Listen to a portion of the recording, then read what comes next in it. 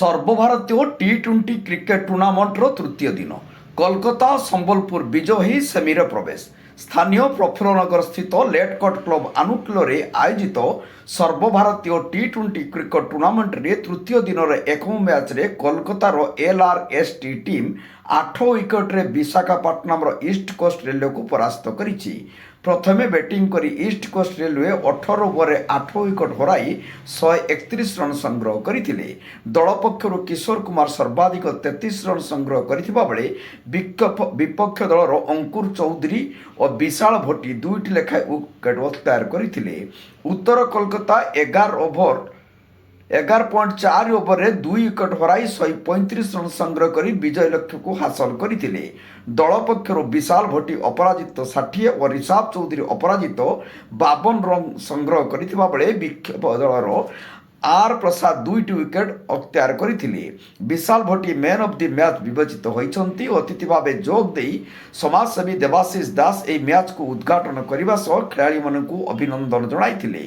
ଅନ୍ୟମାନଙ୍କ ମଧ୍ୟରେ କମିଟିର ସଭାପତି ଗିରୀଶ ଚନ୍ଦ୍ର ଦାସ, କାର୍ଯ୍ୟକାରୀ ସଭାପତି ଲଲାଟେନ୍ଦୁ ବେହେରା ଏବଂ ଅନ୍ୟ ସମସ୍ତ ମେମ୍ବର ଉପସ୍ଥିତ ଥିଲେ। ଦ୍ୱିତୀୟ ମ୍ୟାଚ୍ରେ MMCC ସମ୍ବଲପୁର 6 ୱିକେଟ୍ରେ ଖଡ଼ଗପୁର ଶେର୍ଷାକୁ ପରାସ୍ତ କରିଥିଲା। ପ୍ରଥମେ ବ୍ୟାଟିଂ କରି ଖଡ଼ଗପୁର ଶେର୍ଷା ଟିମ୍ 20 ଓଭରରେ 8 ୱିକେଟ୍ ହରାଇ 166 ରନ୍ ସଂଗ୍ରହ କରିଥିଲା।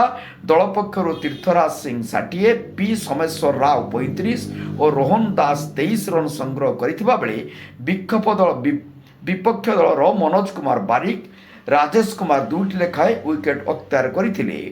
ଉତ୍ତରରେ ସମ୍ବଲପୁର 18.5 ଓଭରରେ 4 ୱିକେଟ୍ ହରାଇ 170 ରନ୍ ସଂଗ୍ରହ କରି ବିଜୟ ଲକ୍ଷ୍ୟ ହାସଲ କରିଥିଲେ। ଦଳ ପକ୍ଷରୁ ବିବେକ କୁମାର 76, ରୋହିତ ସାଗର 52 ରନ୍ କରିଥିଲେ। Vivek Kumar man of the match ବିବେଚିତ ହୋଇଥିଲେ। ଆଜିର ମୁଖ୍ୟ ଅତିଥି ଭାବେ ଏକାଧାରରେ ଯୁବ ନେତା, ସମାଜସେବୀ, ଯୁବ ସଂଗଠକ, ରକ୍ତଦାତା ତଥା ପ୍ରତ୍ୟେକ ଯୁବକଙ୍କ ହୃଦୟରେ ସ୍ପନ୍ଦନ ଏବଂ ସ୍ୱଚ୍ଛ ହୃଦୟବାନ ମଣିଷ, ମୟୂରଭଞ୍ଜ ମାଟିର ଲଢ଼ୁଆ ପୁଅ ତଥା ପ୍ରତ୍ୟେକ ମୟୂରଭଞ୍ଜିଆଙ୍କ ହୃଦୟରେ ବାସ କରୁଥିବା ସୌମ୍ୟରଞ୍ଜନ ମିଶ୍ର ଆଜି ଉପସ୍ଥିତ ରହି ଖେଳାଳିମାନଙ୍କୁ ଉତ୍ସାହିତ କରିଥିବା ସହିତ ଯୁବପିଢ଼ିଙ୍କୁ ପ୍ରେରଣା ଦେଇଥିଲେ। ଆଗାମୀ ଦିନରେ ଏହି ପଡ଼ିଆରେ କିପରି ଏହି ଖେଳ ଆହୁରି ଆଗକୁ ଆଗେଇବା ସହିତ ଓଡ଼ିଶା ତଥା ଭାରତର ପ୍ରତି କୋଣ ଅନୁକୂଳରେ ଖେଳାଳିମାନଙ୍କୁ ଆକୃଷ୍ଟ କରିବ, ଏହା ଉଦାହରଣ ପାଲଟିବ ବୋଲି ସେ ମତ ବ୍ୟକ୍ତ କରିଥିଲେ। ସମସ୍ତଙ୍କର ଆକର୍ଷଣର କେନ୍ଦ୍ରବିନ୍ଦୁ ମଧ୍ୟ ପାଲଟିଥିଲେ। ସମରପ୍ରୀତ ପ୍ରଧାନ, ବିଶ୍ୱମ୍ବର ମହାକୁଡ଼ ଓ ଇନ୍ଦ୍ରଜିତ ପ୍ରସାଦ ଖେଳ ପରିଚାଳନା କରିଥିବା ବେଳେ ସୌରଜିତ ସାହୁ ସ୍କୋରିଂ ସହାୟତା କରିଥିଲେ। ସୁରେଶ ସାଣ୍ଡିଲ, ବାବୁ ସିହ୍ନା ଓ ପଙ୍କଜ ମହାକୁଡ଼ ଧାରା ବିବରଣୀ ପ୍ରଦାନ କରିଥିଲେ। ବାରିପଦାରୁ ଗୌର ଦାସଗିରିଙ୍କ ରିପୋର୍ଟ, ଜନତା ଏକ୍ସପ୍ରେସ୍।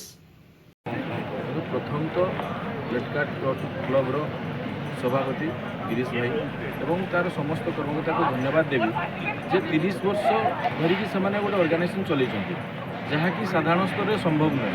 ଯେଉଁ ଜାଗାରେ ବର୍ଷେ 2 ବର୍ଷ 5 ବର୍ଷ 10 ବର୍ଷରେ ଗୋଟେ ସଂଗଠନ ଭାଗି ଯାଉଛି, ତାହା ଗୋଟେ 30 ବର୍ଷ 31 ବର୍ଷ ଧରି ତାକୁ ଚଲେଇବା ଗୋଟେ କାଠିକର ପାଠ। ଏଇଟା ତାଙ୍କର ଉଦ୍ୟମ, ତାଙ୍କର ଜୋଶ, ତାଙ୍କର ଏକତାକୁ ପରିଦର୍ଶନ ଦେଖାଉଛି। ଏବଂ ଆଜିକାର ମ୍ୟାଚ୍ରେ ମୁଁ ଏଇ କଥା କହିବି, ଗୋଟେ ଯୁବକ ହିସାବରେ ଯେ ମ୍ୟାଚ୍ଟି ଚାଲିଲା, ମୁଁ ଯେତେବେଳେ ଦେଖିଲି 2-3ଟା ଅପରଚ୍ୟୁନିଟି ଆସିଥିଲା, ସୁଯୋଗ ଆସିଥିଲା, ସେମାନେ ସେ ସୁଯୋଗକୁ 2-3ଟା କ୍ୟାଚ୍ ମିସ୍ କରିଥିଲେ, ଗୋଟେ ଷ୍ଟମ୍ପ ଆଉଟ୍ ମିସ୍ କରିଥିଲେ। ତେଣୁ ମୁଁ ଯୁବକମାନଙ୍କୁ କହିବି ଖାଲି ଖେଳରେ ନୁହେଁ, ତ ଜୀବନରେ ବି ତ ସୁଯୋଗ ଆସୁଛି, ତ ଅପରଚ୍ୟୁନିଟି ତାକୁ ହାତଛଡ଼ା କରିବା କଥା ନୁହେଁ। ଏବଂ ଯୁବକ, ମୁଁ ସବୁବେଳେ କୁହେ ଯୁବକ ହେଉଛି ଯୁଗ ବଦଳାଇ ପାରୁଥିବା କର୍ମୀ। ତେଣୁ ଯୁବକମାନଙ୍କୁ ମୁଁ ଆଶା କରିବି ସେମାନେ ସମାଜ ସହିତ ଯୋଡ଼ି ହୁଅନ୍ତୁ, ଗୋଟେ ଭଲ ଚରିତ୍ରବାନ ମଣିଷ ହୁଅନ୍ତୁ, ଯାହାଫଳରେ ସେମାନେ ସବୁ ଜାଗାରେ ସକ୍ସେସ୍